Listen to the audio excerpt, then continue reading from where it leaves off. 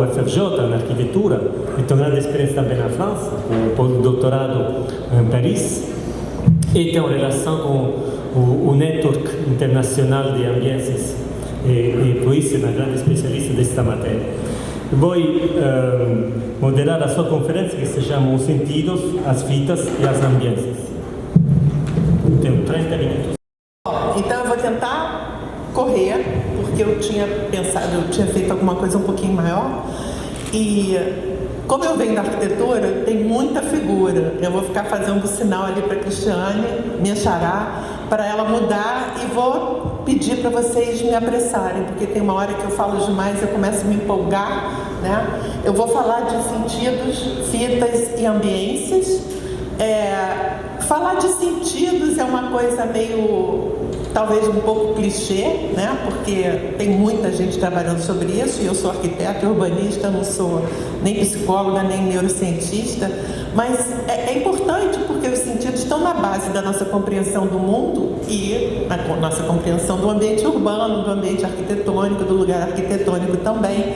Então, no nosso grupo de pesquisa, que é o Laboratório Arquitetura, Subjetividade e Cultura, a gente tem justamente o nome, é isso, a gente chamou de arquitetura subjetividade, porque a gente não é psicólogo, não podia chamar de psicologia, cultura, porque a gente não é antropólogo, não podia chamar de antropologia, mas na verdade a gente une essas disciplinas, né, numa visão de mundo bem mais para a experiência urbana. Então, o que eu tinha preparado, deixa eu levantar, o que eu tinha preparado para falar mais ou menos nessa ordem. Eu vou falar dos sentidos, da circuitaria neural, do corpo ampliado pelos sentidos, vou trazer os conceitos de sinestesia, anestesia e estesia, vou falar da experiência estética, do sentido de presença, das fitas e ambiências, e depois eu queria trazer o exemplo de uma pesquisa lá do meu grupo, que é o Retiro Humboldt. O Retiro Humboldt é uma casa de repousos. Eu sei que eu não vou ter tempo de falar, porque já seria lá para depois dos 40 minutos, mas é uma das possibilidades. Essa pesquisa foi da Marília, uma doutoranda minha, que é um dos exemplos que trata dos sentidos, trata das ambiências, assim como o trabalho da Bárbara, o trabalho do Fernando, o trabalho do Rafael, todos no grupo poderiam ser usados como exemplos aqui. Pode mudar. Para falar de sentidos, lógico, a gente tem que falar de Aristóteles, né? 4 séculos antes de Cristo, ele falava da experiência dos sentidos, e foi ele que sublimou esse aspecto sensorial da experiência, né, como núcleo primordial do conhecimento, né? Tem uma frase atribuída a ele que rola na internet que diz que nada chega ao intelecto sem passar pelos sentidos. Eu não achei essa frase no texto de Aristóteles, mas ela está sendo repetida e traz realmente o que ele pensava. E foi ele que disse que nós temos 5 sentidos: tato, como é que audição, visão, olfato e paladar. Tá? Então, na verdade, ele estava a criação de Aristóteles foi sendo repetida da base da nossa cultura ocidental e foi sendo repetida ao longo dos séculos, né? Como se fosse uma coisa sempre a não ser estudada, mas além disso, só esses 5 sentidos repetidos como uma ladainha. Isso aí é um exemplo de passagem pela Idade Média, né? Vocês devem conhecer as tapeçarias que ficam no Museu de Cluny, na França, tapeçarias medievais belíssimas, que na sala do Museu de Cluny nós temos 6 tapeçarias sobre 5 sentidos e mais uma que é a principal, a da unicórnio. Não era para passar não, mas tudo bem. Espero que eu fale quando for para passar. Pode passar agora. Então vamos lá: tato, audição, visão, olfato e paladar. Essa ladainha vem sendo repetida. Só que todo mundo sabe que quando a gente sente gente sente algum cheiro, ele muda o paladar. Né? Todo mundo sabe que não dá para ouvir apenas com os ouvidos. Né? Você pode ouvir pelo som. Tem um trabalho muito legal lá na nossa faculdade, feito pela Andréia, que é hoje a coordenadora do PROARC, que estuda como as pessoas surdas conseguem construir uma paisagem sonora. Porque o som é vibração, né? Quem é como eu, apaixonado pela mangueira, já viu a mangueira passar e sentiu o coração bater exatamente no mesmo ritmo do bumbo. Essa vibração, que mexe com a gente toda, é uma maneira de ouvir, né? A Helen Keller, que era uma surda cega, ela sentia as pessoas que estavam no auditório onde ela estava dando palestra, ela sentia as palmas das pessoas, ela sentia a vibração pelo piso de quem estava batendo palma, de quantas pessoas estavam presentes, enfim. Não existe um único sentido para cada caixinha, né? Não é uma caixinha que guarda cada um dos sentidos separadamente. E a gente sempre soube disso. Todos os pensadores que estão na base dos nossos estudos trabalham com essa multissensorialidade.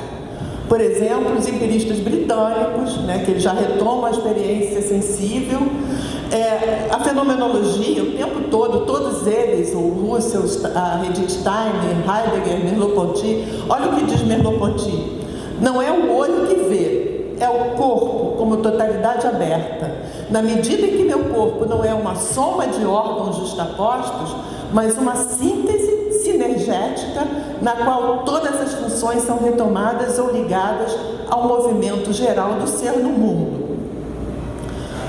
Outro exemplo, Rudolf Steiner, ele sugere que nós temos 12 sentidos, né? Então ele inclui o senso de vida, o senso de automovimento, o equilíbrio, o senso de temperatura, o senso de linguagem, o senso conceitual e o senso de ego. O Gibson também considera os sentidos como mecanismos de busca agressiva e não como meros receptores passivos. Mais perto de nós, Michel Serres, que escreveu Os Cinco Sentidos, né? Inclusive a versão que eu tenho desse livro, ele tem a capa daquela tapeçaria medieval, né, na Dama Unicórnio. E ele diz: o movimento engloba tudo, todos os sentidos. O corpo é o primeiro suporte da memória e da transmissão. Nada do entendimento deixa de passar pelos sentidos. Eu sinto, vejo, saboreio, ouço, cheiro, toco e daí eu falo. Esse daí eu falo é como você estivesse trazendo a sua consciência para poder expressar a tua compreensão de mundo através dos sentidos. O Palasmar, Nos Olhos da Pele, Arquitetura e os Sentidos, é um livro que todo arquiteto que entra na faculdade, todo aluno que entra na faculdade acaba lendo. Ele diz que toda experiência comovente com a arquitetura é multissensorial. As características de espaço, matéria e escala são medidas igualmente por nossos olhos, ouvidos, nariz, pele, língua, esqueleto e músculos. Em vez da mera visão, ou dos 5 sentidos clássicos, a arquitetura envolve diversas esferas de experiência sensorial que interagem e fundem entre si. Pode passar. Só agora, 24 séculos depois do Aristóteles, é que a neurociências, né, com essa neuroimagem muito desenvolvida tecnologicamente, começou a botar no papel o que a gente já sabia, que os sentidos não são só 5 e que eles interagem, né? Então você coloca, faz aquela ressonância magnética funcional e vê as áreas do cérebro quando você vê, quando você cheira. Na verdade, não é só aquele localzinho do cérebro da visão que é ativado, muitos outros são ativados e interagem entre eles. Então nós temos milhões de sentidos, já estão todos muitos cadastrados, mas não vai parar por aí. Por exemplo, o sentido proprioceptivo, que é o sentido da gente se reconhecer enquanto equilíbrio, enquanto espaço no mundo, né? A gente vê o nosso lugar, nosso espaço, e a relação do corpo em termos de equilíbrio. Quando você está num barco, você começa a fazer assim, porque você está sentindo, está trabalhando esse seu sentido proprioceptivo. Tem a termocepção, que faz você sentir a temperatura, a somatosensorial, que faz você identificar texturas, tanto pelo tato, quanto pela visão, quanto por uma série de coisas. Tem uma série de tipos de visão. A visão ela pode ser desdobrada em muitas: a visão focal, a visão somatosensorial, que é aquela que antevê o teu movimento, então é visão com movimento ao mesmo tempo. Como, por exemplo, o camaleão. Sabe quando está passando uma mosca, o camaleão já sabe, na hora de lançar a língua, que é exatamente quando a mosca está passando na frente dele? Essa predisposição a ver esse cálculo que você faz mental para somar a tua visão com o movimento. Pode mudar. Então, Alain Berthoz, que é um neurocientista francês, ele diz que enumerar os sentidos não faz o menor sentido. Porque, na verdade, nós temos uma série de... É impossível ainda você antever o número de receptores sensíveis que a gente tem no corpo todo. A gente tem receptores até no sistema cardiovascular, nos músculos, nas articulações. Enfim, a infinidade é enorme. E, além disso, esses sentidos, esses receptores, eles trabalham em conjunto. Os captores sensoriais do nosso corpo funcionam em rede. Um depende do outro, eles são interdependentes. Eles trabalham em conjunto e é sempre multissensorial. Você nunca tem cada um numa caixinha.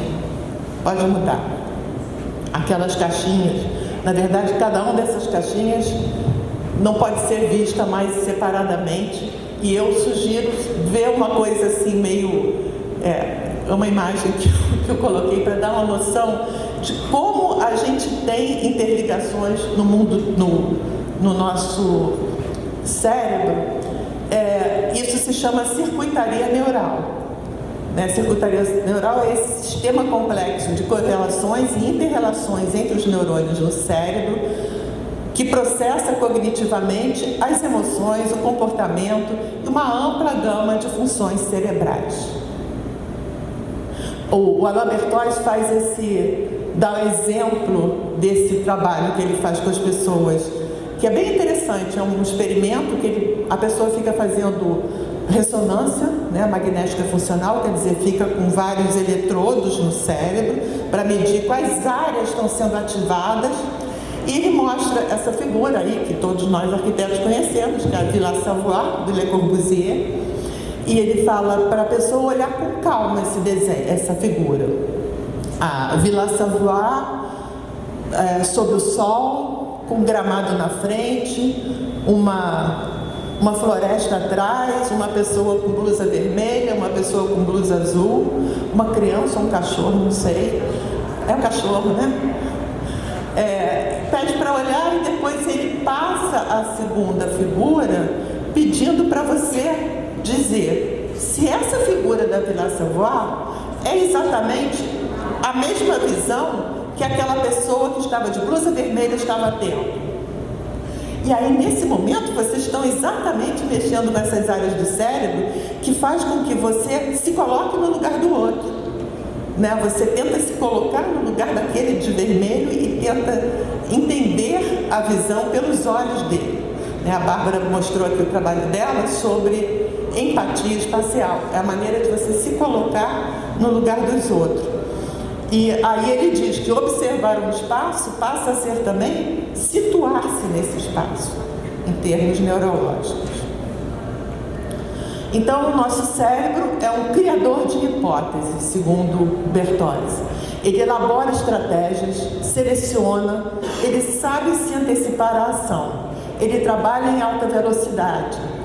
E existe uma biblioteca mental de dados sensoriais, que são os repertórios de movimentos, esforços, gestos, tudo de cheiros, tudo que a gente vai acumulando desde a infância, nesse repertório, nessa imagem mental.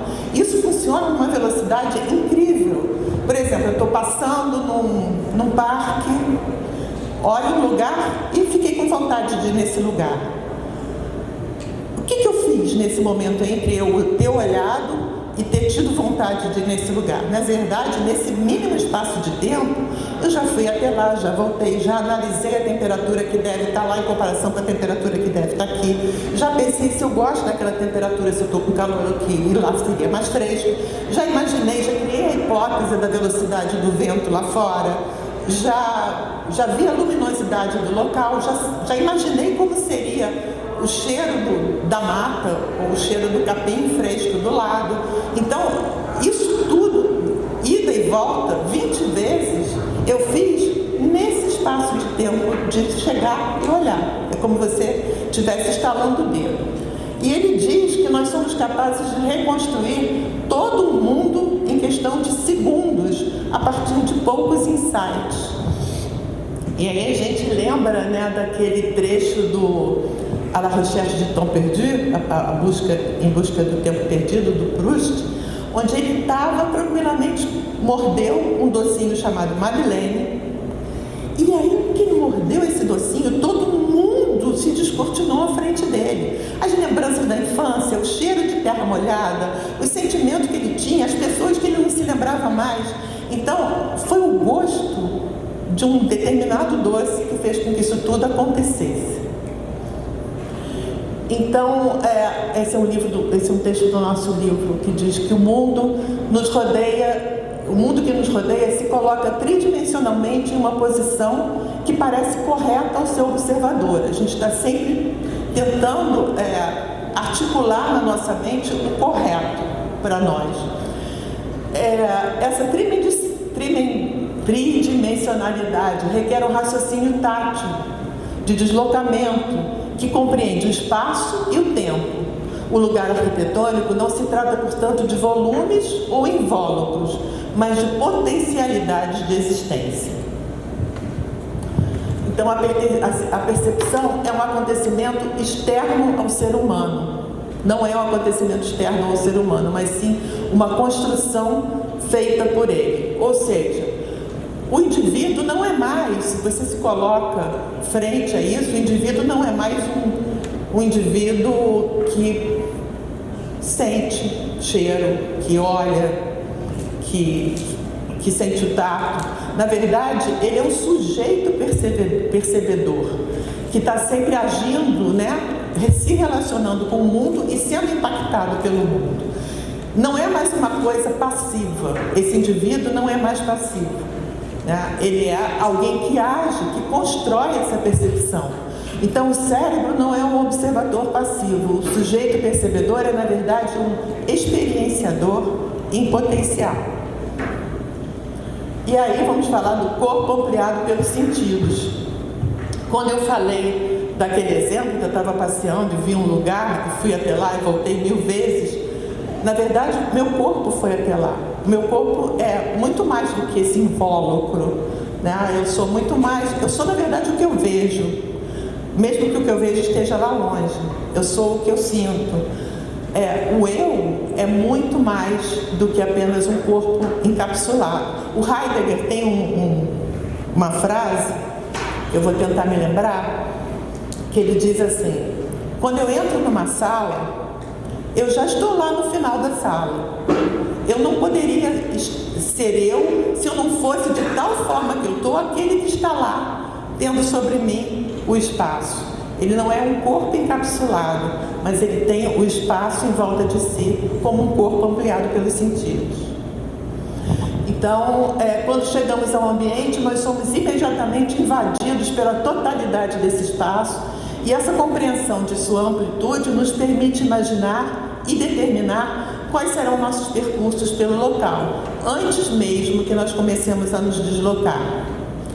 A Bárbara deve ter citado isso no trabalho dela, porque é uma autora que trabalha muito com empatia espacial. Pode passar. Vamos falar de sinestesia, anestesia e estesia. São 3 conceitos que eu acho bem interessante a gente trabalhar. Vai passando. O Alexander Baumgarten, que é um filósofo do século XVIII, ele trabalhou na origem desse termo grego, estesis, que significa percepção, sensação, experiência e percepção dos sentidos.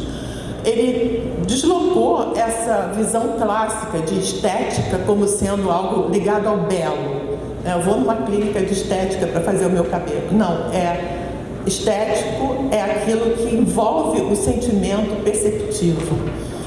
A percepção sensível ou sensação, que ele chama de esteses ou estética, eu tentei entrar no Google Translator para ver bem a pronúncia em grego, mas tem um pouco de diferença, esteses, estesis, mas enfim, a tradução no dicionário é sensação. Ela estabelece uma relação entre o sujeito, que é um vivente, provido de um corpo e de uma alma, e um objeto que se encontra no exterior dele. Então é corpo e alma envolvido pelo objeto. Pode passar. Então vamos falar primeiro de sinestesia. Sinestesia é esse radical esteses, que vem de estética, não, volta atrás. Não, tá certo. Sinestesia é esteses com o prefixo sim, que significa tudo junto e misturado, união. Então nós temos dois significados parecidos para esse termo, sinestesia. O primeiro é uma condição neurológica que é hereditária, na verdade ela é hereditária e ela acomete principalmente mulheres canhotas. Não sei se alguma mulher aqui é canhota, mas então pode ser que você tem mais chances de ter a sinestesia, que é uma mistura de sentimentos. Na verdade, as trilhas neurais, elas se conectam e há uma vibração entre elas para levar ao cérebro duas sensações diferentes. Então são pessoas que são capazes de ver cor nos sons ou sentir gosto de formas. Então é uma condição neurológica bastante peculiar. E outro significado de sinestesia é uma condição biológica relacionada a um modo cognitivo pré-verbal. É uma função do cérebro primitivo, a parte mais primitiva do cérebro, aquela que sente tudo ao mesmo tempo, mas não consegue verbalizar, ou seja, não consegue separar uma sensação da outra. Os bebezinhos que nascem, antes da fase pré-verbal do bebê, eles estão na sinestesia, eles sentem tudo sem a separação, mas existe uma sensação conjunta, única, comum, né? Existe um lugar que é o aqui, existe um tempo que é o agora, não existe nada além disso. Por isso que os pediatras falam que os bebês nessa fase pré-verbal precisam de muito carinho, porque existe todo esse conceito de relação com o mundo que está sendo formado. O Duarte Júnior, ele fala muito interessante sobre esse momento, né, da experiência pré-verbal, que ele diz: sem dúvida, há um saber sensível, inelutável, primitivo, fundador de todos os demais conhecimentos, por mais abstratos que eles sejam, um saber direto, corporal, anterior às representações simbólicas que permitem os nossos processos de raciocínio e reflexão. Agora vamos falar da anestesia. A anestesia também vem com a palavra raiz estesia, que é sentidos, e o prefixo an, que significa ausência, né? Então é a falta de sentidos ou a ausência reversível da consciência. E é interessante falar dessa palavra consciência, porque quando a gente, por exemplo, a gente vai fazer uma operação, a gente entrou na sala de cirurgia e foi anestesiado. Anestesiar é você tirar a sua consciência em relação àqueles sentidos.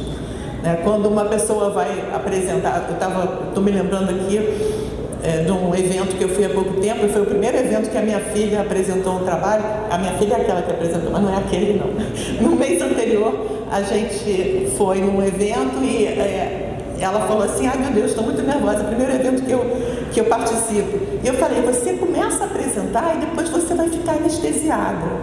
Quer dizer, na hora que você começa a falar, aquelas sensações vão sumindo e você fica focado no que você está falando.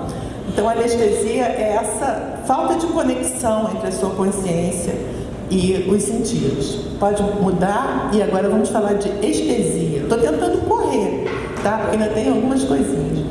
Estesia é a capacidade ou sensibilidade de perceber os estímulos sensoriais.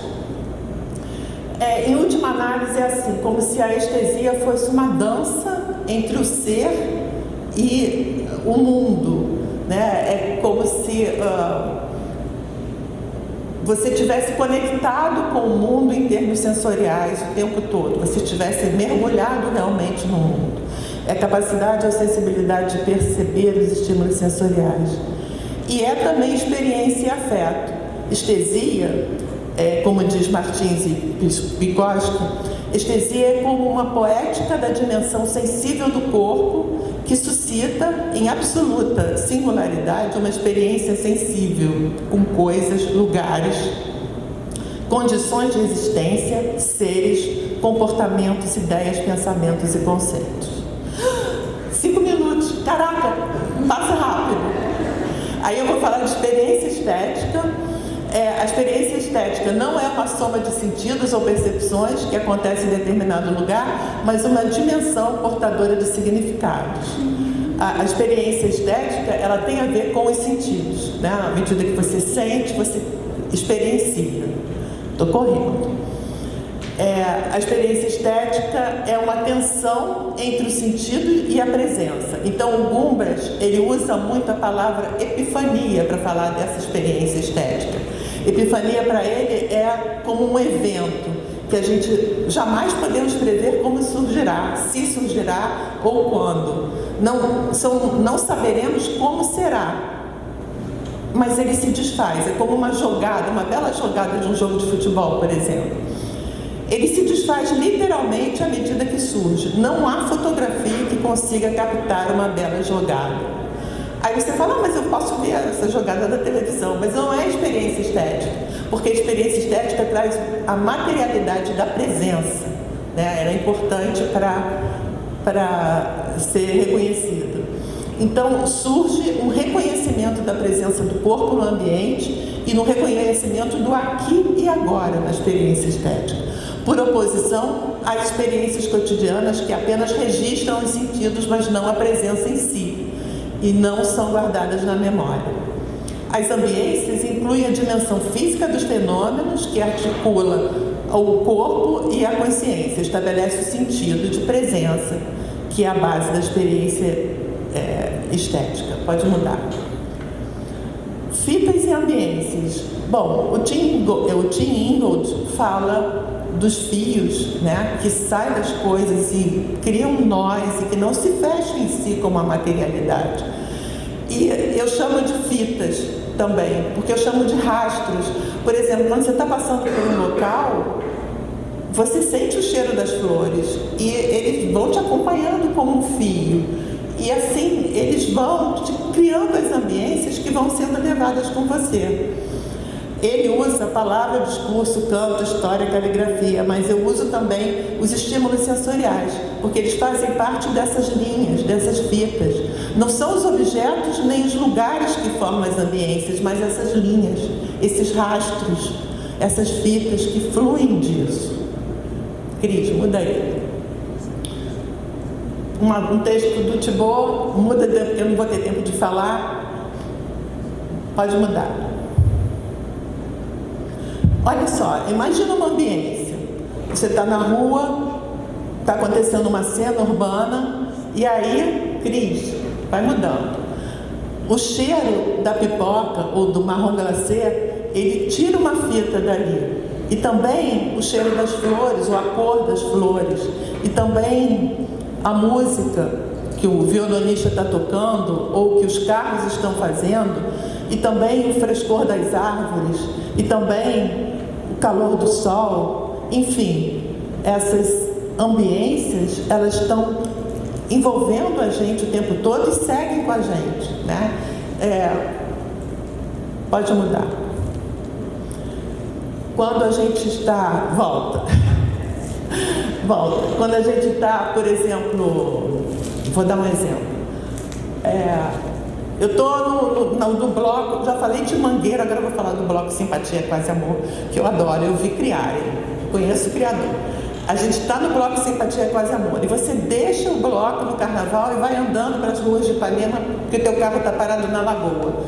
Mesmo lá embaixo, você não está mais ouvindo samba, mas a ambiência te acompanhou. Né? Todo aquele sentimento, são os fios que vieram com você, os cheiros, os sons, a batucada, o teu sentimento, ele foi indo com você até o final. Então você se sente envolvido com tudo isso. Pode mudar. Vou terminar nesse último. Sobre fitas e ambiências. Não são os pássaros, mas os seus sons de chilear. Não são as ruas, não são os prédios altos, mas as suas linhas de autoridade. Não são as flores, mas o seu perfume. As ambiências são cocriações de lugares e atmosferas. Bom, eu ia falar agora do Retiro Humboldt, que é uma casa de repouso, que foi objeto de tese de uma doutoranda minha, e aí eu ia mostrar como os sentidos mudam completamente a visão e a existência de pessoas com Alzheimer. Né? Nós estudamos, foi um trabalho que acabou envolvendo muita gente além da doutoranda, porque as pessoas acabaram se apaixonando pelos velhinhos e muitos alunos de iniciação científica se propuseram a ir lá e fazerem trabalho voluntário, enfim.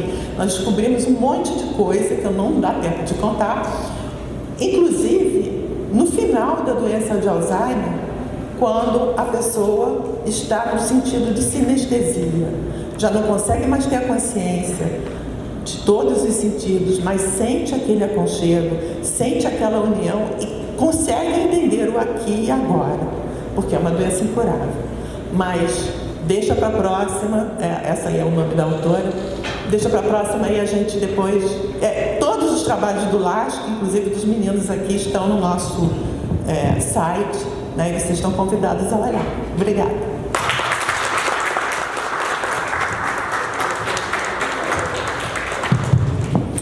Muito obrigado, Cristiana.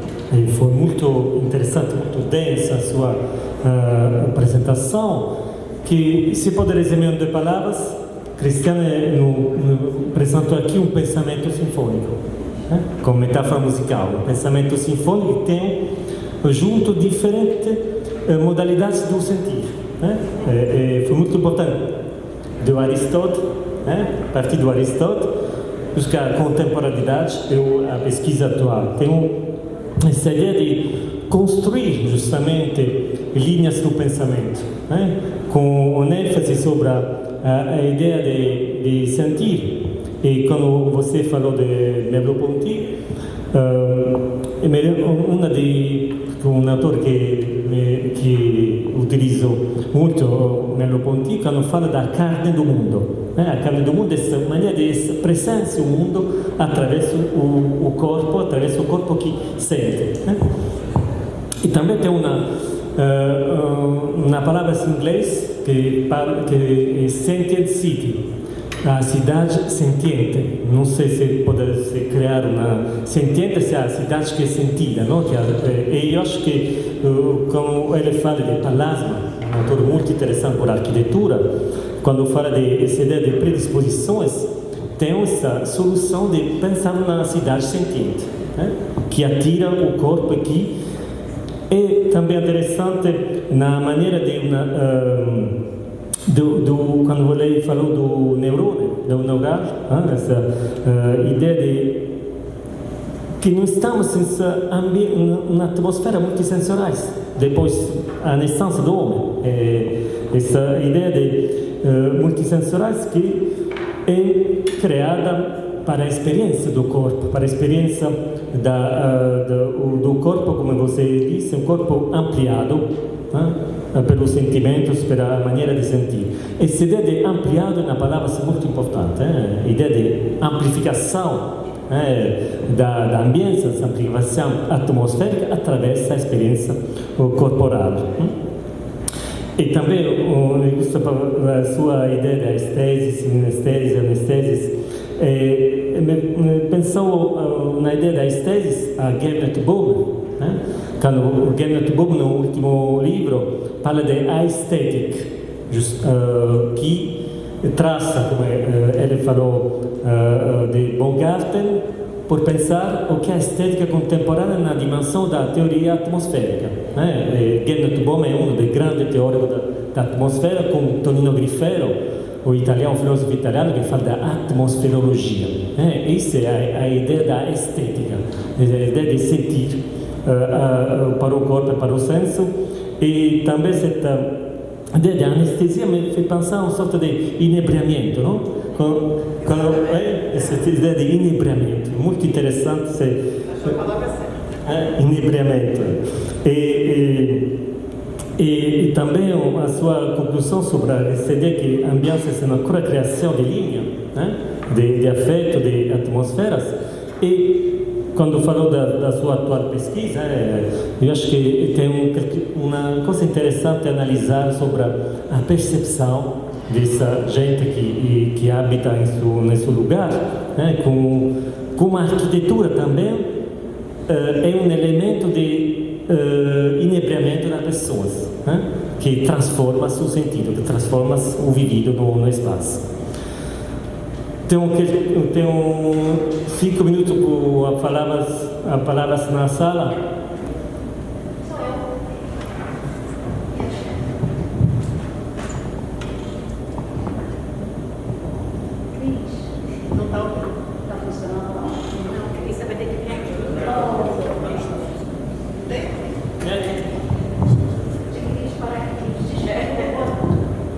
Eu estava ali tentando prestar atenção, no mecanismo e tentando organizar minhas ideias. Acho que não consegui muito não, mas vamos lá. Quando a gente fala em extensão do corpo, a maneira de sentir, a ambiência, sinestesia, fitas de sentimentos, estímulos sensoriais, eu não tenho como não atrelar a certas pessoas, como meu filho que tem transtorno no espectro autista, pessoas com TDAH, que sentem a ambiência de forma diferente, que têm estímulos diferentes, e que eu queria até aqui aproveitar, não é meio uma pergunta, mas se existe alguma pesquisa em relação a uma arquitetura, a um modo de sentir a cidade, que é diferente, porque eu levo meu filho para uma pesquisa de campo, e parece que ele está anestesiado. Quando eu vou ver, ele incorporou aquele ambiente todo, Então, é muito interessante, eu acho que é muito complexo, que a gente está... o assunto é complexo, Você botou 66 slides ali, mas olhando ali eu vejo que tem muita coisa, muitas camadas, Então, a minha primeira pergunta seria se tem algum estudo. Eu sei que vocês estão trabalhando com pessoas com Alzheimer, Mas se tem alguma pesquisa que trate de pessoas com TDAH, que eu sou TDAH, então eu sinto um ambiente também diferente, E de pessoas com esse espectro autista, que é realmente o espectro, e que tem realmente a questão da ambiência, algo muito importante para eles, A gente acha que eles não sentem, mas eles sentem. Você acha que eles não produzem sensações, eles estão produzindo, só que a forma de expressar é realmente muito diferente. Então, essa é a minha primeira questão. E assim, eu queria só falar que eu tenho essa experiência de levar o Pedro, meu filho, para a pesquisa de campo, e que ele fica muito bem do lado de uma roda de samba, que eu não consigo explicar, sinceramente. Ele está ali na roda de samba, do lado da moça prosa. Aí eu fui levar outro dia ele lá para a Fiocruz, um monte de criança, ele voltou desregulado. Mas na moça prosa ele voltou ótimo. Então, assim, eu vou experimentando, eu vou fazendo minha errança, e a gente não sabe o que a gente vai fazer, o que vai acontecer, se vai dar certo, se não vai dar certo. Eu costumo dizer assim, olha, estou indo com o Pedro, não sei se vai dar certo, não sei se eu volto antes, se eu volto depois, não sei. Então, eu vejo que a arquitetura, a comunicação, eu vejo que a gente está caminhando juntos, e quando se trata de sensibilidade sensível, ambiência, eu acho que a gente também está podendo trazer um tema que eu queria ter trazido para um projeto de pesquisa, mas não deu, porque eu acho que é muita coisa ainda, para dentro da comunicação. Então, eu queria perguntar se vocês têm alguma pesquisa, por curiosidade de mãe também. Obrigada.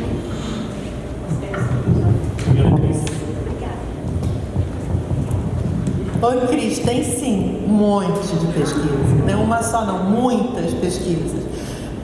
Na verdade, as ambiências são sentidas por cada pessoa de uma maneira diferente, não existe uma ambiência única, você não pode dizer a ambiência é assim, a ambiência é, aí bota um adjetivo, porque até como o Jean-François Goyard fala, ela é completamente individual, né? Então, claro, uma pessoa com Alzheimer vai sentir de um jeito, e nem todos, né? Cada um lá no Retiro Humboldt sentia de uma forma diferente as ambiências. Sobre pessoas com autismo, nesse evento que a gente acabou de organizar aqui mesmo na Praça Tiradentes, Ambiências, 5º Congresso Internacional sobre Ambiência, acho que tinha uns 4 ou 5 trabalhos sobre pessoas com espectro autismo. E no nosso programa de pós-graduação tem bastante gente fazendo isso.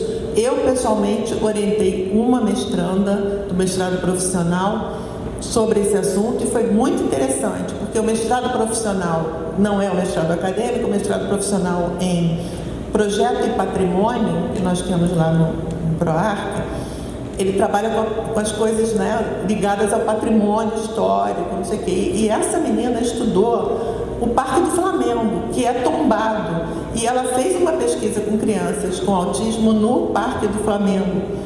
Foi muito interessante, porque até a comunicação com eles, ela teve que inventar. Eles não conseguiam responder, mas ela criou emojis que, tipo, o que vocês estão achando daqui? E as crianças começaram a entrar, levantaram o emoji de feliz, levantaram o emoji de triste, levantaram o emoji, e assim ela foi se comunicando. O que é melhor para fazer aqui? Aí tinha desenho de hambúrguer para lanche, tinha desenho de criança correndo, então tinha várias atividades desenhadas, e eles se expressavam através desses desenhos, dessas cartinhas que elas faziam, dessa cartolina. E foi um trabalho muito interessante, está lá no nosso grupo de pesquisa, o nome dela é Luciana, e esse foi o que eu orientei, mas você pode achar lá no PROARC bastante, né? E nos anais desse evento, que vai sair agora, sobre ambiências, você vai encontrar uns 2 ou 3 trabalhos também. Mas é um campo vastíssimo, né? Muito interessante. Obrigado, é um campo muito vasto, é muito interessante. Não devemos fechar, eu acho que a melhor solução para continuar esse pensamento sinfônico é uma bebida, uma caipirinha coletiva, né? Uma atmosfera com caipirinha por continuar a discussão. Muito obrigado a Cristiane, obrigado a toda essa gente aqui.